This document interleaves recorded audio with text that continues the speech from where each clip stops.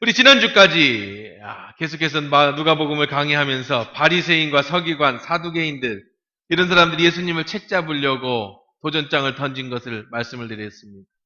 먼저 세금 문제에 있어서 이제 가이사에게 세금을 내는 것이 옳습니까? 라고 물었죠.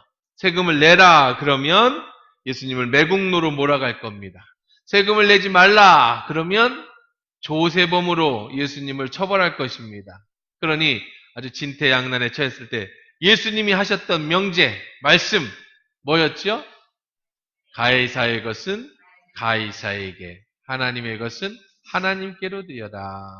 그 말씀이었습니다. 예수님이 가이사의 흉상이 그려져 있는 동전을 보면서 그렇게 말씀하셨죠. 우리가 세상에 살고 있고 세상법을 따르지만 세상법에도 순종해야 합니다. 하지만 우리가 세상에서만 사는 존재가 아니라는 것을 가르쳐 줍니다. 우리는 하나님 나라의 백성답게 세상에 살지만 구별되게 살아라. 오늘날 기독교인들이 욕을 먹는 가장 큰 이유가 구별되지 못해서인 거죠. 두 번째, 사두개인들이 찾아왔습니다. 7형제가 있는데 유대인의 관습대로 형수와 결혼했습니다. 천국에 가면 누구의 부인이 됩니까? 예수님이 그들에게 너희들이 천국에 대해서 모르는 것이 오해했다. 여기서 예수님이 하신 명제는 뭐예요? 하나님은 산자의 하나님이시다. 영원한 천국은 우리 삶이 그대로 이어지는 것이지만 이 땅에서의 인간관계와 이 땅에서의 현상과는 전혀 다른 하나님 안에서의 새로운 가족의 공동체가 세워지는 것이다 라고 하나님 나라를 가르쳐 주었습니다. 여러 종교 지도자들이 예수님을 넘어뜨리려고 했지만 그들의 질문에 예수님은 하나님 나라의 법칙을 가르쳐 주시면서 그들을 다 한마디로 세상말로 KO시키셨습니다. 이번엔 예수님이 그들에게 질책을 합니다. 예수님이 말씀하실 차례예요.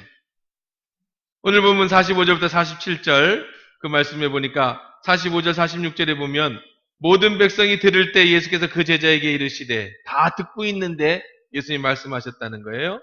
긴 옷을 입고 다니는 것을 원하며 시장에서 문안을 받는 것과 회당의 높은 자리와 잔치의 윗자리를 좋아하는 서기관을 삼가라. 누구를 삼가하라고요? 서기관들을 향해서 예수님이 말씀을 전해주신 거예요. 삼가라. 옛날 성경이 조금 더 이해하기 쉬웠어요. 삼가라보다는 조심하라라는 말입니다. 누구를 조심해라? 서기관들을 조심해라. 서기관을 누굴까? 서기관이 누굴 때 예수님이 서기관을 조심하라고 했을까요? 원래 율법을 복사하거나 연구해서 가르치던 율법 학자들입니다. 이들은 출신이 레위 집안 출신이에요. 어려서부터 율법을 배우고 연구하는 일을 맡겨줍니다. 일찍이 똑똑한 레위 집안의 사람들을 뽑아서 서기관으로 교육을 시키는데요. 문헌에 보면 14살에 율법을 통달하고 해석하는 어린 서기관 후보자들이 있었다고 그래요.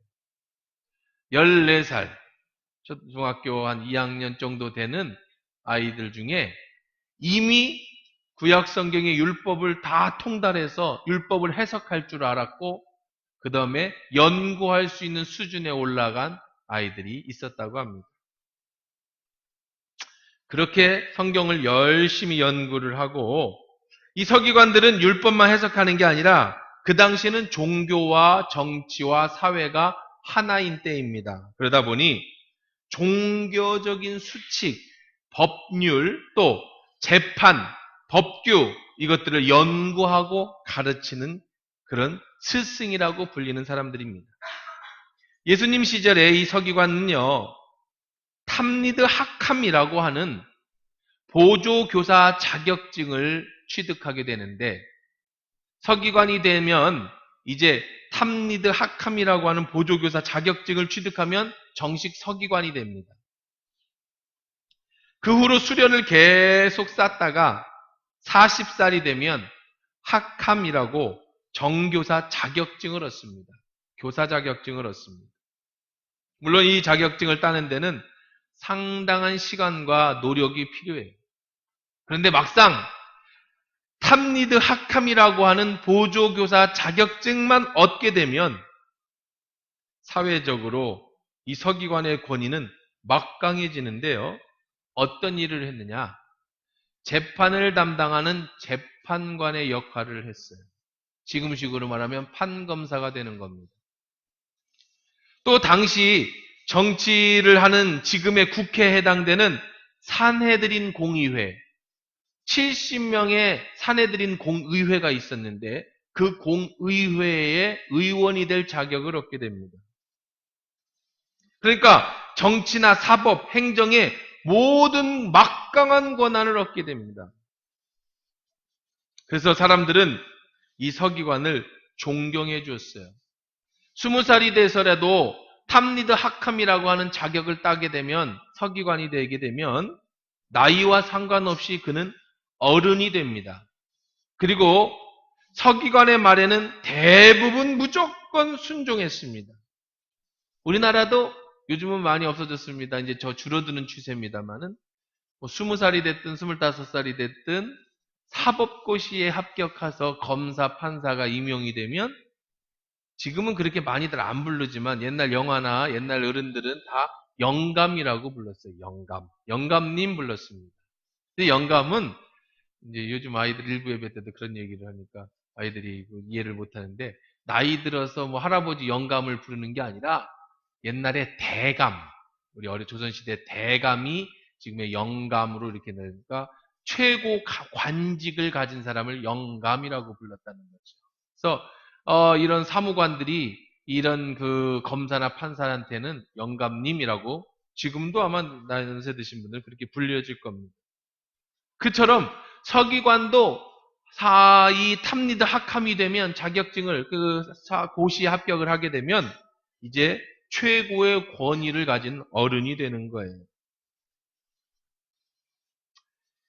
근데 오늘 예수님은 그 서기관들을 삼가라, 조심하라라고 말합니다.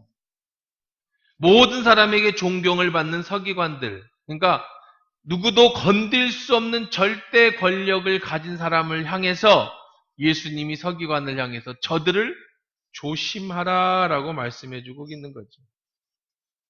여기서 우리가 잘 알아야 될 겁니다. 예수님은 절대 서기관이 하는 일을 무시하자고 말씀하시는 게 아니에요. 그들이 하는 율법 연구나 그들이 하는 법률 연구나 그들이 하는 재판이나 사회를 움직이는 것을 무시해서 말씀드리는 것이 아니에요. 서기관이 필요 없다라고 말씀하는 것도 더더욱 아닙니다.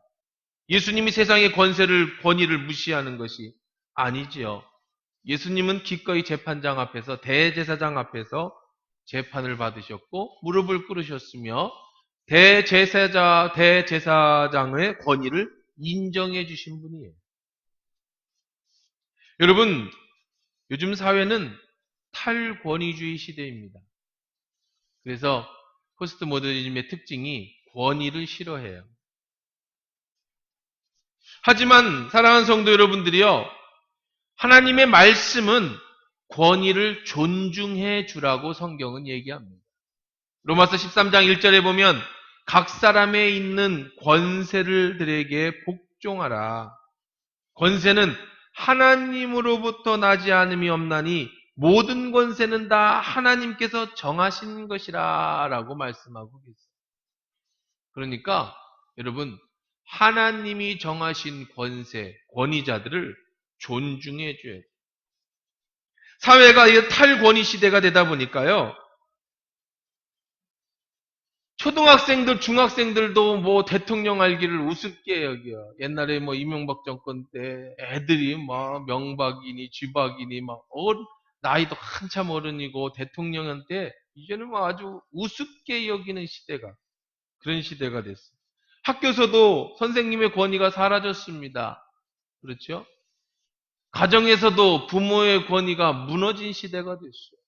지금 시대는 탈권위 시대, 촛불 집회부터 시작해서 탈권위 시대. 어떤 권위를 가진 사람을 끌어내리는 것이 어떤 일에 대해서 좋은 평가를 받는 시대가 된 거예요. 하지만 여러분 세상이 그렇다 할지라도 여러분들은 권위자들을 무시하거나 권위 있는 자들을 여러분들 존경하지 않으면 안 된다고 성경은 얘기합니다. 왜 그러냐? 여러분이 좋든 싫든 이 나라는요, 이 세상은 그런 권위 있는 권위자들이 움직여지는 거예요. 국회의원이 나라의 법을 정하고요. 경찰이 나라를 평안 안정을 지키고 군인이 나라를 지키고요. 정치 권위 능력 있는 정치인들이 이 나라를 움직여지는 거예요. 그러니 무조건 그들을 싫어하고 그들의 권위를 깎아내리면 잘못하면 이 나라는 무너질 수 있는 겁니다. 그렇다고 해서 여러분 우리는 광주 민주항쟁 때도 보았지만 권위자들이 총칼을 들여대고 애꿎은 시민들을 향해서 총을 난사하는 일도 있었습니다. 그 앞에서는 우리가 그런 잘못된 권위 앞에서는 우리가 하나님의 정의를 가지고 마땅히 맞서서 싸워야 됩니다. 그런 모든 권위를 다 존중하라는 말이 아니라 기본적으로 우리는 권위자들을 존중해 줘야 된다는 겁니다. 왜 그러냐? 이 나라는 그런 권위자들에 의해서 싫든 좋든 움직여지기 때문에 그들을 존중해 줘야 이 나라가 바른 길로 가는 거예요. 두 번째, 권위를 존중해 줄 때 우리는 하나님의 권위를 존중합니다. 자꾸 사람의 권위를 깎아내리고 권위 있는 사람들을 싫어하고 어떤 심한 사람은요, 하여간 권위만 가지면 알레르기를 느끼고 그런 권위 부리는 사람만 보면은 막 뱃속에서 막 들끓는 사람들이 있는데 그런 사람들의 공통적인 특징은 하나님의 권위조차도 인정을 하려고 하지를 않아요.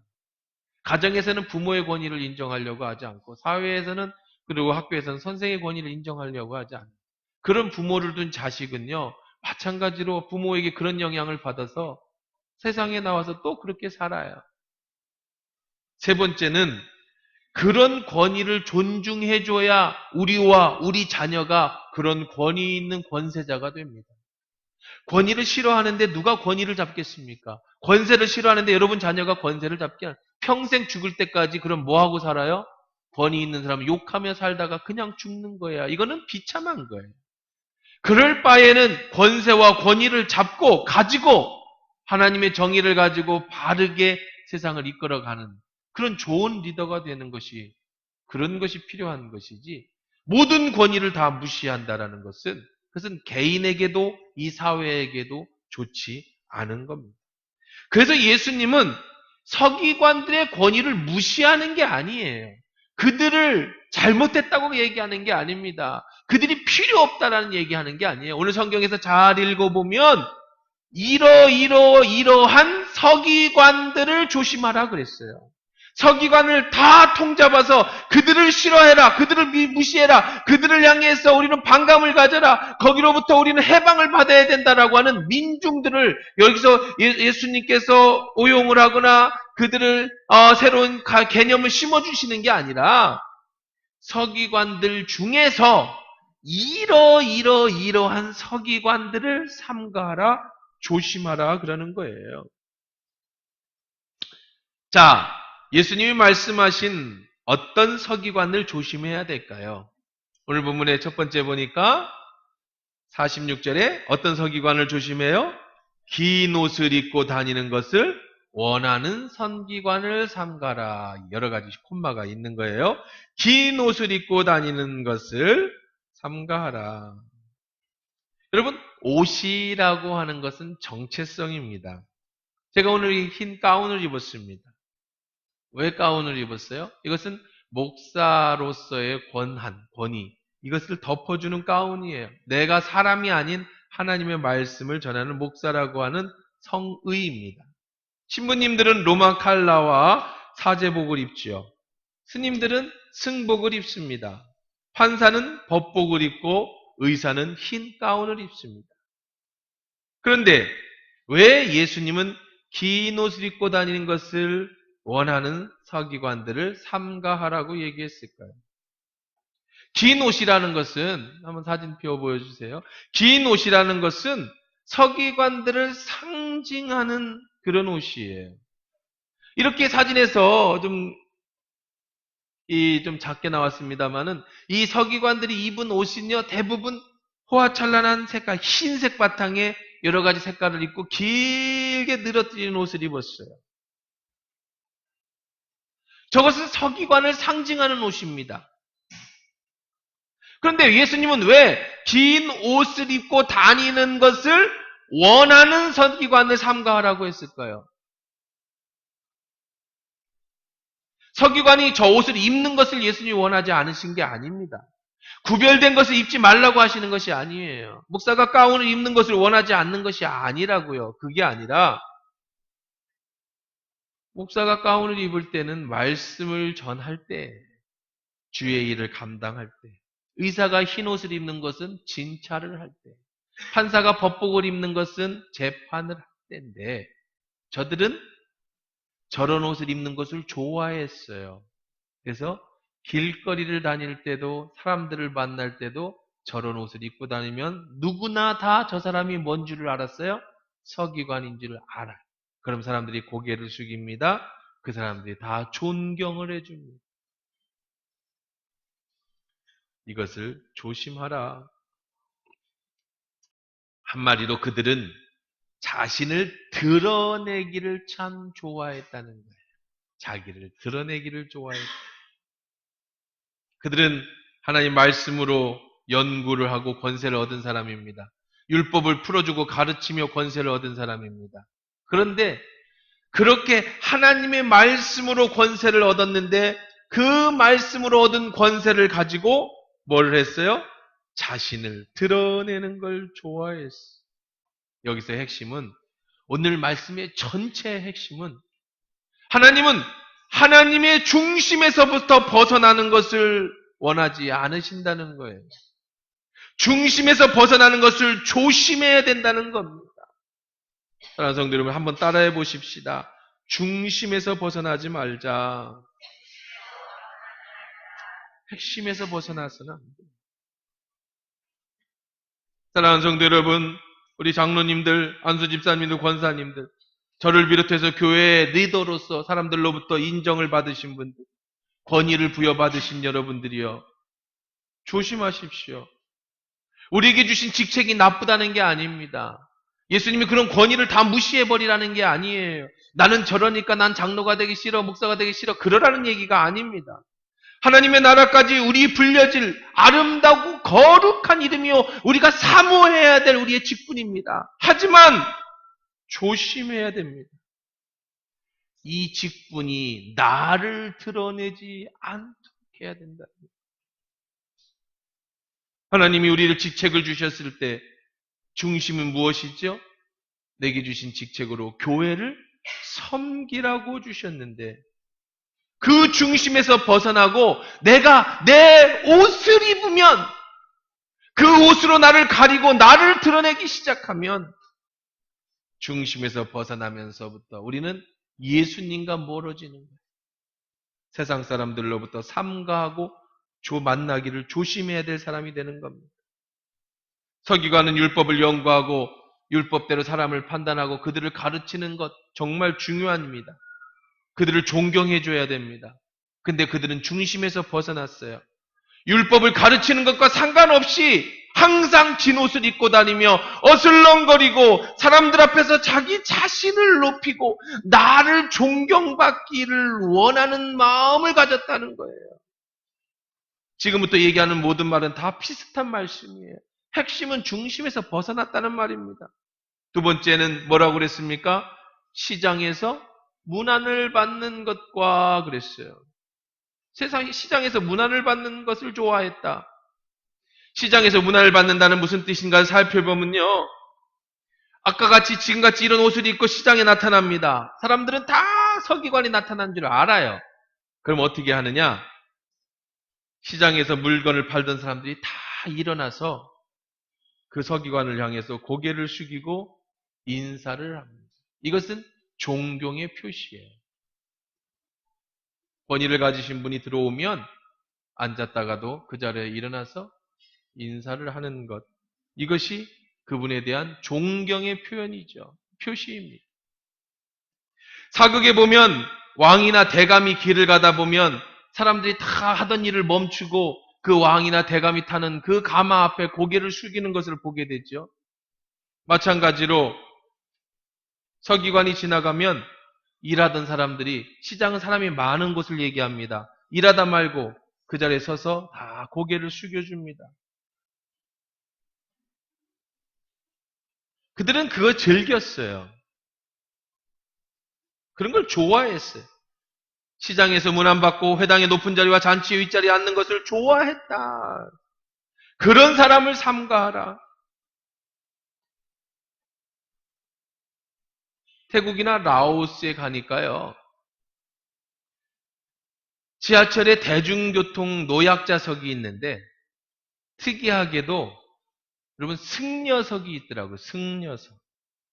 그게 뭐냐면 그림 한번 보여주십시오. 이 보면 이게 승려석인데 딱 봐도 승려석이죠. 승복을 입은 사람들에게 자리를 양보하라는 겁니다. 이렇게 승려들만 앉을 수 있는 전용석이 있어요.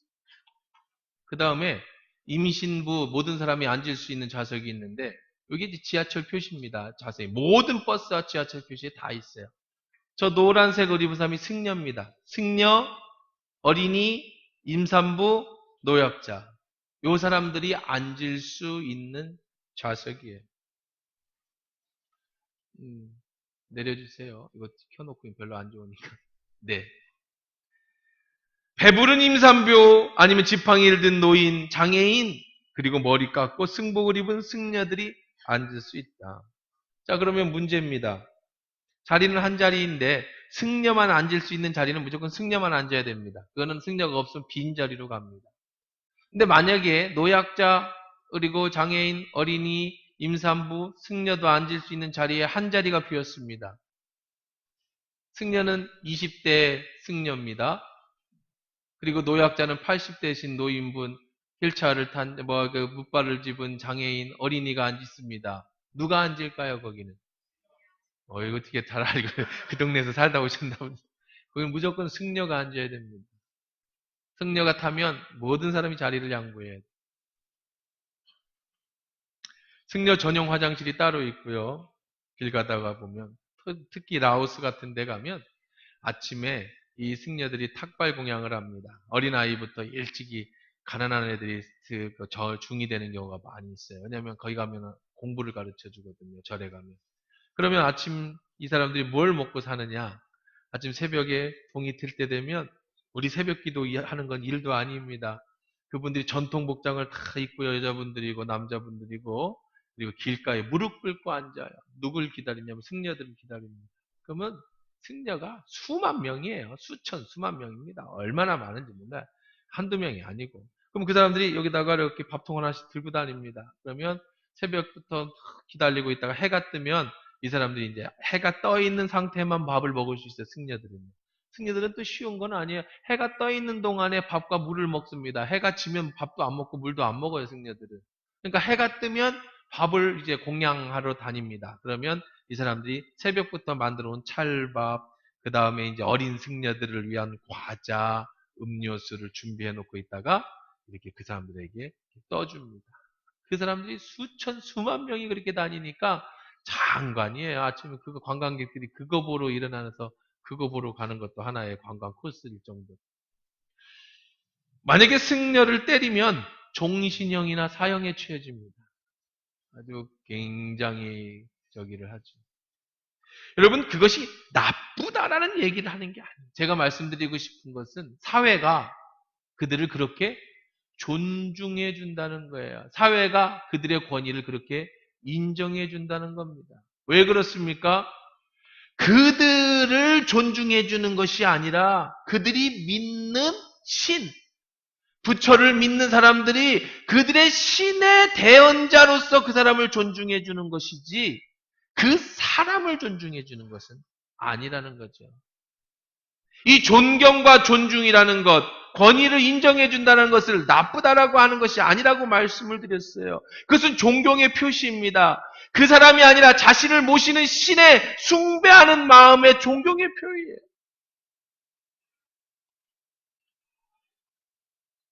교회에서는 다른 데보다도 목회자에 대해서 예의를 많이 갖춰주지요. 말씀을 전하는 목회자에게 예의를 갖출 때 그 입에서 나오는 말씀이 하나님의 말씀으로 들려지기 때문입니다. 목회자가 나이가 어릴 수도 있고 나보다 학식적으로 짧을 수도 있고 세상 경험이 나보다 없을 수도 있지만 그에게 예의를 갖춰주는 것은 그의 입에서 나오는 하나님의 말씀으로 듣기 위함이에요. 사람의 예의를 갖추지 않으면, 사람의 권위를 인정해 주지 않으면 그 입에서 나오는 하나님의 말씀에도 권위가 없기 때문입니다. 서기관들이 시장에 갔을 때 예의를 갖추는 것은 나쁜 일이 아니라고 그랬어요. 그들은 또 뭐라고 얘기를 합니까? 높은 자리와 잔치의 윗자리를 좋아하는 서기관. 높은 자리에 앉고 잔치의 상속을 좋아한다고 그랬습니다.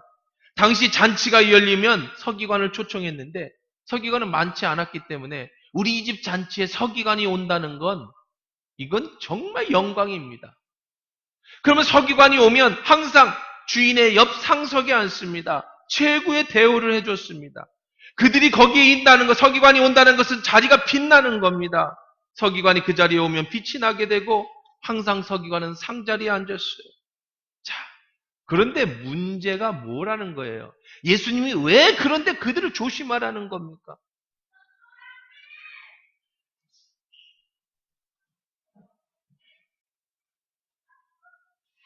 그 사람들이 가는 것은 좋은데 이 서기관 입장에서 자기가 높임을 받고 싶어서 일부러 잔치 자리에 참석하고 자기가 높은 자리에 앉고 싶어서 사람들한테 존경을 받고 싶어서 일부러 시장에 가고 자기가 존경받고 싶고 나타내기 위해서 항상 상석에 앉아 있기를 원하는 그런 사람들을 삼가라라는 거예요. 잘 생각해 보십시오. 그러면 서기관이 처음부터 그랬었을까? 그렇지 않아요. 일반적인 서기관은요, 40세가 되면 대부분 시력이 극도로 나빠졌답니다. 왜냐하면 어릴 때, 아기 때부터 성경을 연구해야 되기 때문에 책을 계속 보고요. 이 서기관이 얼마나 힘든 일이냐면 이 서기관들은 대부분 성경을 쓰거나 성경을 연구해서 글을 남길 때에 글자를 쓰다가 하나님이라는 단어, 여호와라는 단어가 나오면 그 자리에서 붓을 놓고 손을 씻고 경건한 마음으로 기도하고 다시 하나님이라는 단어를 썼는데 한 문장에 하나님이라는 단어가 5번 나오면 5번 손을 씻고 5번 기도하고 5번 성경을 써야 돼요. 한 문장을 쓰는데. 그러다 보니 40대 되전에 대부분 허리가 굳었고요. 다 곱았고 눈이 아주 침침해서 누가 봐도 옷을 안 입어도 저 사람은 서기관이라는 것을 알 정도로 이런 직업병 같은 것에 시달렸다는 거예요. 그래서 사람들은 그를 존경했어요. 그들은 사람들을 존중해 줬습니다. 하나님의 말씀을 가진 사람이기에 하나님의 말씀을 전하고 가르치는 사람이기에 하나님의 말씀을 전하는 사람이기에 사람들은 존중해 주었는데 그런데 소수의 아니면 어쩌면 대수일지도 다수일지 모르겠지만 예수님이 지적하는 이 서기관들을 삼가해야 될 서기관들은 그런 일보다는 사람들 앞에서 자신을 드러내고 나를 높이고 상석에 앉기를 원하는 타락해버린 서기관들, 사람들이라는 거예요. 그것을 좋아했다는 겁니다. 하지만 그들은 처음부터 그런 사람이 아니었어요. 그렇게 해갖고 서기관이 될 수가 없어요. 서기관 시험에 통과하려면 율법을 박식해야 되는 거예요. 어릴 때부터 아주 최고의 공부를 했어야 돼 서기관에 통과합니다. 그렇게 하나님 말씀을 중하게 여겼던 사람이 나이가 들면서 어느 순간에 사람들의 존경을 받기 시작하니까 중심을 잃어버렸어요. 하나님을 향한 말씀을 잃어버렸어요. 그 다음에 그들은 어떻게 했다고 그랬어요? 47절에 보니까 그들은 과부의 가산을 삼키며 심하게는요 과부의 가산을 삼켰대요. 이건 또 무슨 얘기냐면 우리가 지난번에 그 7 형제가 있는데 뭐 그런 얘기 예수님이 하신 말씀 천국에 대한 얘기할 때 그 말씀 드렸죠. 이스라엘 시대에는 여자는 아무 힘이 없습니다. 재판의 증인이 될 수도 없고 재산을 가질 수도 없습니다. 남편에 속해 있는 거예요. 남자한테. 그래서 남편이 없으면 자식에게 속해요. 자식이 보호자입니다. 아들이. 그런데 아들도 없고 그 다음에 남편도 없으면 가장 가까운 친족에게 시집을 보냅니다. 이것이 기업 물은다라고 하는 건데 이것도 없으면 기업을 물을 사람이 없으면 이 사람은 혼자 살아야 돼요. 혼자 살아야 되는데 재산이 있다고 해보십시다. 땅이 있다고. 남편이 죽을 때 남겨놓은 땅이 있다고 생각하십시오. 여자는 땅을 못 가집니다. 그래서 이 땅은 누가 관리를 해주느냐? 서기관이 재판장의 일도 관리한다고 그랬잖아요. 서기관이 과부의 땅과 재산을 관리해 줍니다.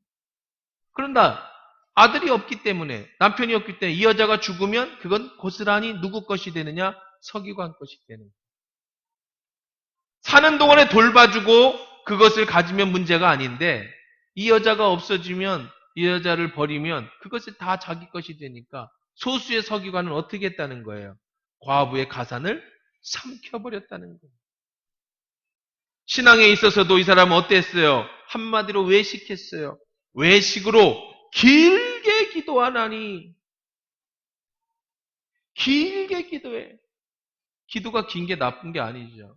오래 기도하는 거 좋은 거 아닙니까? 여러분 2시간, 3시간 기도하는 거 자랑거리 아닙니까? 금식 기도했어요. 40일 금식 기도했어요. 대단한 거 아닙니까? 박수 쳐줘야 될 거 아니에요? 근데 그것은 자기를 높이기 위한 도구로 사용했다고요. 하나님을 만나고 하나님의 음성을 듣고 경건하고 거룩하게 살아가야 될 사람이 자기의 기도하는 것을 자기의 도구로 사용했다. 자기를 높이는 도구로 사용했어. 이런 사람은 엄중한 심판을 받을 것이다. 예수님이 심판을 명하시죠. 서기관이 나쁘다는 게 아니라 서기관 중에 이런 중심이 흐트러진 사람들이 하나님으로부터 심판을 받는다는 거예요. 사랑하는 성도 여러분, 우리도 조심해야 됩니다. 처음 목사가 될 때, 처음 장로가 될 때, 처음 권사가 될 때, 안수 집사가 될 때, 나 같은 것이 어떻게 하나님의 은혜로 이런 지책을 받을 수 있을까? 실수라도 하면 어떻게 할까? 나를 높이면 어떻게 될까? 경건했던 마음이 사람들이 한두 번 인정해주기 시작하고 그 앞에 걸개를 숙이고 권위를 인정해주기 시작하면서 어느 순간에 목사의 옷을 입어버리는 거예요. 장로의 옷을 입어버리는 거예요. 권사의 옷을 입고 안수집사의 옷을 입어버리는 거예요. 그래서 나를 드러내기 좋아해. 누군가가 나를 인정 안 해주면 나도 모르게 뱃속 깊은 곳에서부터 감정이 올라옵니다. 내가 무시당한다고 생각하고 내 의견이 안 들어진다고 생각하면 그때 나도 모르는 분노가 일어나기 시작하는 거예요.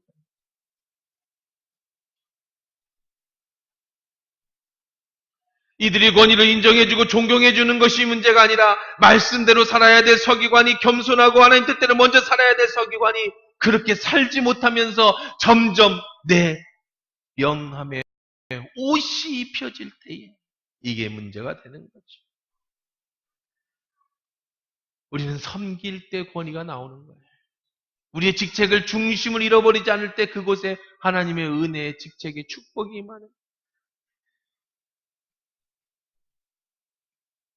어제 어르신 120분을 모시고 식사하면서 삼계탕 한 마리씩 대접해드렸다고 말씀드렸죠. 우리 집사님, 권사님, 안수 집사님들이 많이 나오셔서 봉사해 주셨어요. 얼마나 아름다운지. 우리 장로님들이 앞치마를 두르고 닭을 날르고 섬기는데 그게 얼마나 귀하고 권위가 있어 보이는지 몰라요. 검은 양복을 끼고 성경을 끼고 어슬렁 거릴 때 권위가 나오는 게 아니라 우리는 앞치마를 두르고 섬길 때 거기에서 권위가 나오는 거예요. 중심이 흐트러지면 안 돼. 시간이 지나면 자꾸 내 중심이 흐트러져요. 왜 옛날에는 그렇게 순수했던 내가 왜 변하느냐? 중심을 자꾸 잃어버리고 사람들이 고개 숙여주고 이 껍데기 옷을 자꾸 입으니까 나중에는 더한 심판을 받는 서기관이 될 수밖에 없다는 거죠. 이유 없이 시장에 어슬렁거리며 장사하는 사람들에게 존경받기를 원하고 잔치자리만 있으면 찾아가서 대접받기를 좋아하고, 말씀을 묵상하고 전해야 될 사명을 받은 사람이 허리가 휘도록 앉아서 말씀을 연구하고 눈이 나빠지도록 가르쳐야 될 사람이 사람들에게 인정받고 대접받는 일에만 몰두해야 되는, 이것은 중심에서 벗어난 하나님의 심판받을 일이 된다는 거죠. 예수님은 그 모든 것을 다 알고 있었습니다.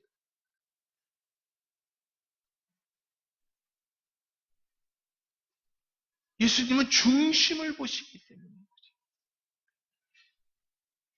우리는 예수님이 중심을 보고 계심을 알아야 됩니다. 내가 안수 집사고 장로고 내가 목사고 내가 권사니까 내 이름 외 옷을 자꾸 입어버리면 내가 바로 서기관이에요. 그 사람이 바로 서기관이에요. 우리 교회도 평신도 리더가 필요합니다. 앞으로 더 많은 평신도 리더들에 의해서 움직여지는 교회가 될 것이에요. 늘 말씀드리지만 목사는 말씀과 기도에만 멸진하고 모든 행정적인 것과 교회 일은 평신도 리더들에게 맡겨드리는 교회가 됩니다. 내가 리더가 되고 사람들로부터 존경받는 자들이 되고 내 직분이 장로가 되고 권사가 되고 안수집사가 될 수 있습니다. 그때 우리가 잊지 말아야 될 것은, 사람들이 고개 숙이는 것은 나를 위해서 고개 숙이는 것이 아니라 내가 받은 직분의 하나님을 향해 고개를 숙인다라는 사실. 내 이름으로 내가 옷을 입으면 나는 더 큰 심판을 받는, 더 엄중한 심판을 받게 된다는 사실을 잊어버리면 한국 교회가 너무나 많이 잊어버리고 있어요. 많은 교회가 이것을 너무 많이 잊어버려서 교회들이 타락하고 교회들이 깨지고 교회들이 싸움이 나고 교회들이 서로 자기의 이익을 위해서 사람들이 당파가 나눴죠. 그러니 세상이 염려해지는 교회가 되어버리고 있어요. 바로 오늘 이 서기관들처럼 자꾸 자기의 옷을 입게 되죠.